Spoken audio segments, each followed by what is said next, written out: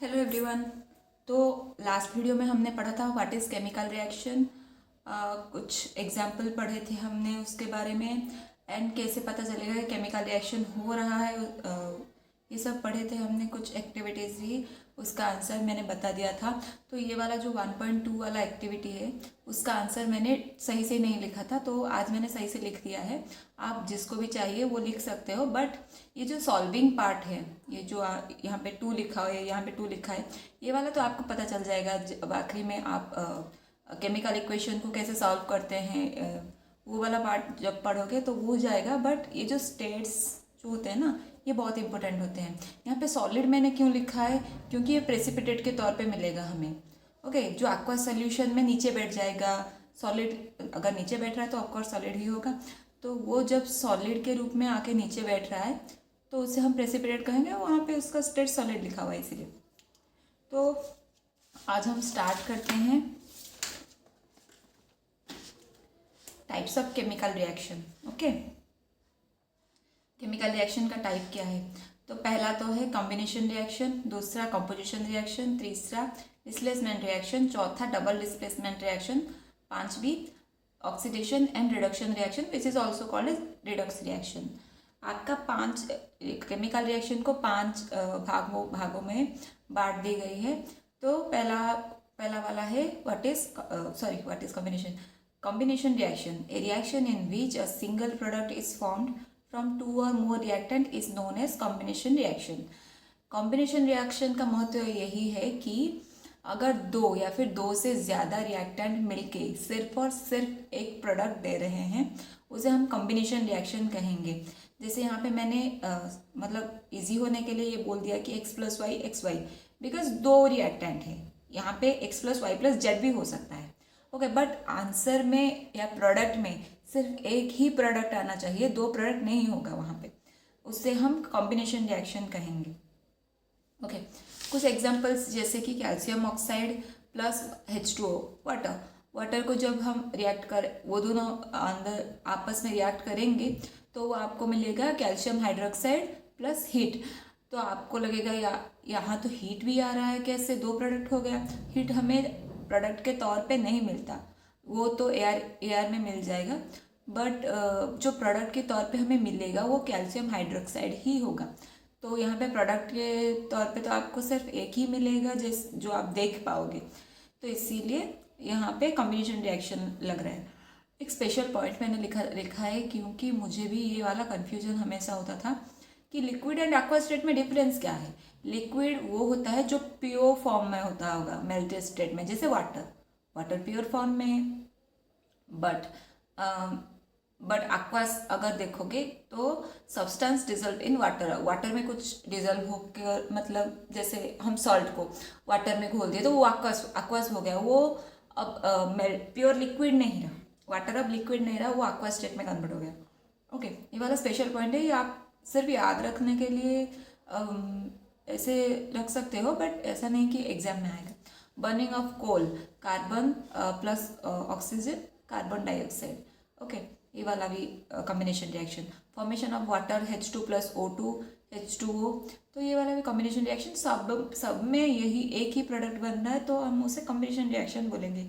ये वाला जो formation of calcium carbonate involve, ये वाला आपका बहुत इंपॉर्टेंट वाला टॉपिक है। तो क्या है, ये आपको मैं बुक से पढ़ाती हूँ, आप सिर्फ इसका नाम याद रख लेना।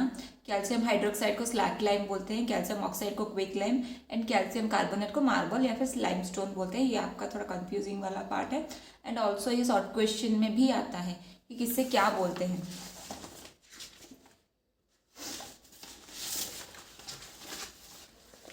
Types of chemical reaction. During chemical reaction atoms of one element do not change into those another element, nor do atoms disappear from the mixture or appear from elsewhere.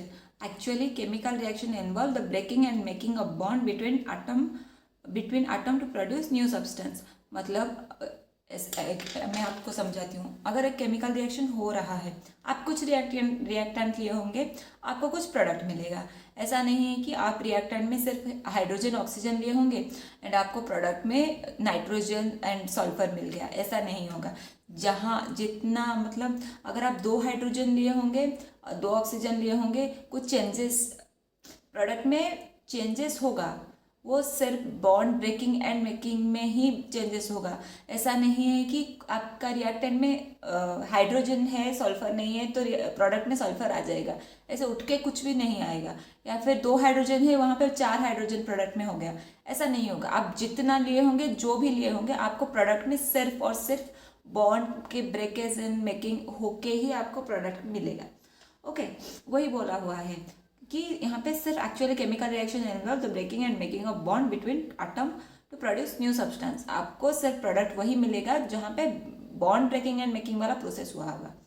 Okay, तो कॉम्बिनेशन रिएक्शन में ये वही वाला बोला हुआ है कि such a reaction in which single product is form from 2 और more reactants is known as a combination reaction. 2 या 2 से ज़्यादा रिएक्टेंट के रिएक्शन होने में जो प्रोडक्ट मिलेगा उसे हम कॉम्बिनेशन रिएक्शन बोलेंगे। इसका एग्जाम्पल तो मैंने नोट में भी लिख लिया था, यहाँ पर भी है, तो आप इसको याद रखना। जब क्वेश्चन आएगा 1 मार्क से ज़्यादा में आप इसको लिख लेना। हाँ, वो ये वाला वही है कि take small amount of calcium oxide to और पिक लाइम और in a beaker slowly add water to this. आप वाटर ऐड कर लेना, touch the beaker. Do you feel any change in temperature? Yes, any change in temperature because ये जो product बन गया calcium hydroxide, उसके बाद तो हीट निकल रहा है ना, तो इसीलिए यहाँ पे हीट जैसे जैसे निकलेगा, आप टच करोगे तो आपको टेम्परेचर थोड़ा ज़्यादा फील होगा। ओके, और कुछ एग्जाम्पल जैसे burning of coal, formation of water from H2 and O2, ये वाला सारे एग्जाम्पल मैंने नोट में लिखा दिया है। We can say that when 2 or more substance, element or compound combine to form a single product, reaction known as reaction are called as combination reaction. यहाँ पे ये वाला तो मैंने बता दिया, ये सेम स्टेटमेंट दे रहा है। एलिमेंट एंड कंपाउंड में डिफरेंस, एलिमेंट अगर प्योर फॉर्म में है तो वो एलिमेंट, कंपाउंड अगर 2 मिल रहा है जैसे कार्बन एंड ऑक्सीजन मिलके एक कंपाउंड बन रहे हैं, बट अगर सिर्फ हाइड्रोजन या फिर सिर्फ ऑक्सीजन है तो उससे हम एलिमेंट कहेंगे। Okay, reaction in which heat is released along with the formation of product are called as exothermic chemical reaction। ये बाद में पढ़ाऊंगी, पहले ये वाला जो वाइट वास है ये बहुत इंपॉर्टेंट है। कब जैसे आप पढ़ोगे इसे, यहाँ पे देखोगे ये क्यों कॉम्बिनेशन रिएक्शन के अंदर दिया हुआ है, पर यहाँ पे तो 2 प्रोडक्ट आ रहा है ना, आपके दिमाग में पहला सवाल ये आएगा कि यहाँ पे 2 प्रोडक्ट है, ये कैसे कॉम्बिनेशन रिएक्शन बोल सकते हैं। तो चलो पढ़ते हैं, मैं आपको आखिरी में बताऊंगी कि क्यों ये वाला कॉम्बिनेशन रिएक्शन के अंदर आता है। ये solution of slack lime, slack lime आपका क्या है? Calcium hydroxide. कैल्शियम हाइड्रोक्साइड का सोल्यूशन बनाने के लिए आपको तो क्विक लाइम भी चाहिए ना, तो पहले आप क्विक लाइम लोगे जो calcium oxide plus water, then आपको मिलेगा slack lime which is calcium hydroxide. Then calcium hydroxide को आप फिर से कार्बन डाइऑक्साइड के साथ रिएक्ट करोगे तो आपको मिलेगा calcium carbonate and H2। Real life में जब आप देखते हो घर की पेंटिंग हो रहा है, वाइट कलर का चूना लग रहा है घर में, आप बहुत बार देखे होंगे कि जब मार्केट से जो वो चूना का पैकेट लेके आते हैं, देन उससे घोल देते हैं पानी के साथ। ओके, वो आपका बन गया कैल्शियम हाइड्रोक्साइड। ओके, जब उससे वाल दीवार में लगाते हैं तो आप देखोगे पहले वो उसका जो रंग होगा ना, वो थोड़ा सा जो वाइट साइड होगा वो डाउन में होगा। तो जैसे जैसे ही समय बीतता जाएगा या फिर आधा घंटा 1 घंटा, उसके बाद आप देखोगे कि वो जो वाइट का शेड है ना वो बढ़ता जा रहा है। 2-3 दिन के बाद आप देखोगे कंप्लीटली वाइट हो गया आपका दीवार। तो क्या फॉर्मेशन हो रहा है दीवार में? तो कैल्शियम कार्बोनेट का फॉर्मेशन हो गया, इसीलिए आपको बहुत ज़्यादा वाइट दिख रहा है। एंड जो कैल्शियम हाइड्रोक्साइड आपने दीवार पे लगाया था वो कार्बन डाइऑक्साइड के कांटेक्ट में आके कैल्शियम कार्बोनेट फॉर्मेशन कर दिया। वहाँ पे H2O का भी फॉर्मेशन होता है, बट जब H2O का फॉर्मेशन होता है वो एयर में इवापोरेट होके जैसे जैसे ही फॉर्मेशन होता होगा तो वो एयर के कांटेक्ट में आ रहा है तो कुछ इवापोरेट होके सारे इवापोरेट होके चला जाता है, आपको प्रोडक्ट के तौर पे आपको दिखता नहीं है। तो इसीलिए हम उससे कॉम्बिनेशन से आपको सिर्फ यही मिलेगा प्रोडक्ट के तौर पे, जो वाल को पूरा वाइट कर दिया होगा, तो इसीलिए इसको कॉम्बिनेशन रिएक्शन बोलेंगे। ओके, तो ये आपका एक इम्पोर्टेंट क्वेश्चन है, एग्जाम में बहुत बार आता है। देन आगे आपका क्या बोल रही थी, reaction in which heat is release along with the formation of product are known as exothermic chemical reaction. आपका यहाँ पे भी जो हीट निकल रहा था, यहाँ पे भी हीट निकला, एंड ये बता रहा है कि जब प्रोडक्ट में आपको हीट मिलेगा या फिर थोड़ा एनर्जी आपको रिलीज होगा प्रोडक्ट के साथ, तो उससे हम एक्सोथर्मिक रिएक्शन बोलेंगे। ओके, एक्सोथर्मिक रिएक्शन हाँ, बर्निंग ऑफ नेचुरल गैस में आपको एनर्जी थोड़ा मिलेगा। Respiration is an exothermic process. Of course respiration is exothermic process.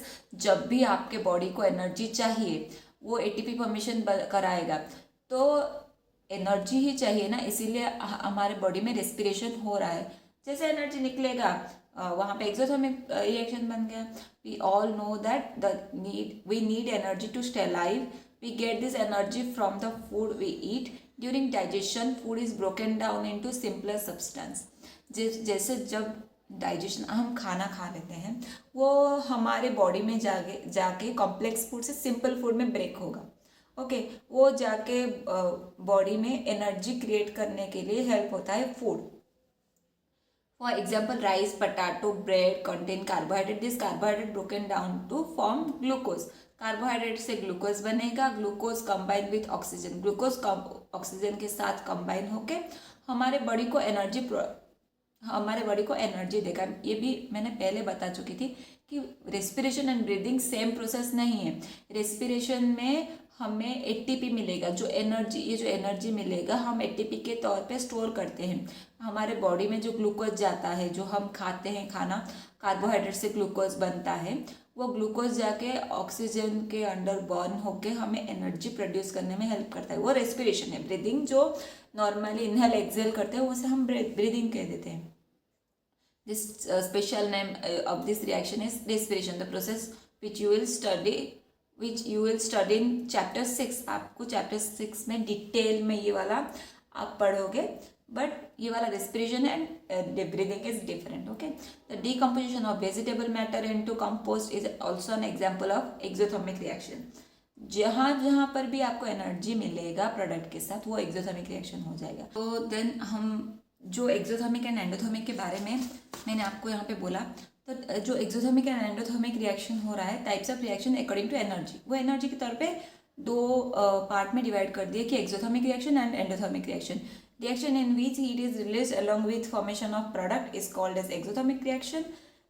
Reaction in which heat is absorbed by reactants from surrounding to form product is called endothermic reaction. मतलब जहाँ पे product के साथ energy release होगा उसे हम exothermic कहेंगे। जहाँ पे हम रिएक्टेंट के साथ कुछ एनर्जी देंगे या फिर जो रिएक्टेंट है वो सराउंडिंग से एनर्जी लेके वो रिएक्शन परफॉर्म करेंगे, उससे हम एंडोथर्मिक रिएक्शन कहेंगे। ये वाला जो एग्जाम्पल मैंने दिया है ये इम्पोर्टेंट है, तो आप ऐसे आ सकता है कि difference between exothermic reaction and endothermic reaction आप लिख सकते हो, कोई प्रॉब्लम नहीं है। ये वाला जो ग्लूकोज फॉर्मेशन का दिया हुआ है, यहाँ पे सनलाइट के बिना ये ग्लूकोज फॉर्मेशन नहीं होगा, तो एनर्जी ले रहा है, इसलिए वो एंडोथर्मिक रिएक्शन के अंदर आ गया। ओके, बस तो मैंने आज के क्लास में सिर्फ एक ही केमिकल रिएक्शन पढ़ाया। आप इसको अच्छे से पढ़ लेना, आपको बुक से भी समझ में आ जाएगा। अगर कुछ डाउट है तो आप कमेंट सेक्शन में बता सकते हैं, मैं नेक्स्ट वीडियो में क्लियर कर दूंगी। ओके, तो नेक्स्ट क्लास में बताऊंगी डिकम्पोजिशन रिएक्शन। आज के लिए इतना ही, थैंक यू।